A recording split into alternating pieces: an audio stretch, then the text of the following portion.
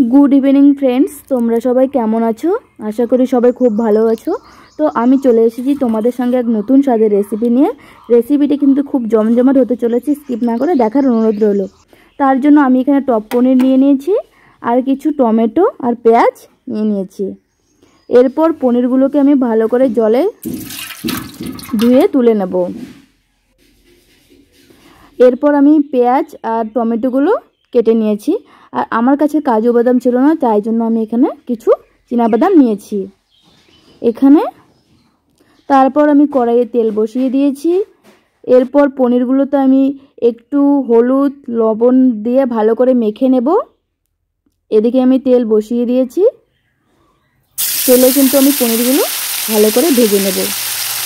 কী বলো তো বন্ধুরা, সত্যি কথা বলতে আমি যেভাবে পনিরটা রান্না করছি তোমরা যদি একবার ট্রাই করো, আমার বিশ্বাস যারা খেতে ভালোবাসো না তারা কিন্তু এরপর পনিরের প্রেমে পড়ে যাবে। তো পনিরগুলো আমার ভাজা হয়ে গেছে, আমি কিন্তু এরপর পনিরগুলোকে তুলে নেব। আর পনিরগুলোকে আমি কিন্তু গরম জলের মধ্যে নিয়ে নেব, কারণ জলের মধ্যে পনিরগুলোকে রাখলে কিন্তু পনিরটা অনেকটাই নরম থাকে আর খেতেও কিন্তু খুব ভালো লাগে। দেখো আমার কিন্তু পনিরগুলো তোলা হয়ে গেছে। এরপরে আমি যে টমেটো পেঁয়াজগুলো কেটে রেখেছি ওগুলো কিন্তু তেলের মধ্যে ভেজে নেব, ভালো করে ভেজে নিচ্ছি। এরপর এগুলোতে আমি একটু লবণ হলুদ দিয়ে ভালো করে ভেজে নিচ্ছি। আমার কথায় কি হবে, তোমরা তো একবার নিজেরা ট্রাই করে দেখো। যদি খেতে ভালো না লাগে তাহলে আমার ভিডিওতে এসে কমেন্ট করে দিও। তারপর এগুলোকে আমি বেটে নেব। ভাজা অনেকটাই আমার ভাজা হয়ে গেছে, এখন আমি এগুলো বেটে নিচ্ছি। দেখো বাটা হয়ে গেছে।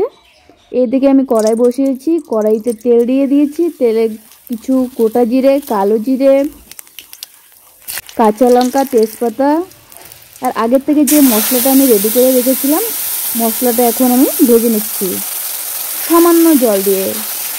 বেশি জল কিন্তু আমি এর মধ্যে অ্যাড করব না, চেষ্টা করবে একটু জল দিয়ে এটাকে রান্না করার।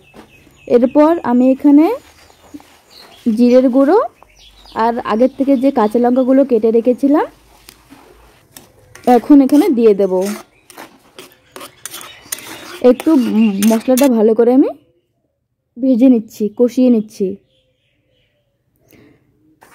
আর আগের থেকে যে আমি পনিরগুলো জলে ভিজিয়ে রেখেছি এখন কিন্তু পনিরগুলো আমি ঢেলে দিলাম, দিয়ে ভালো করে একটু রান্না করে নেব। আমার রান্না কিন্তু প্রায় শেষের দিকে। এরপর আমি এর মধ্যে ধনেপাতা আর একটু গরম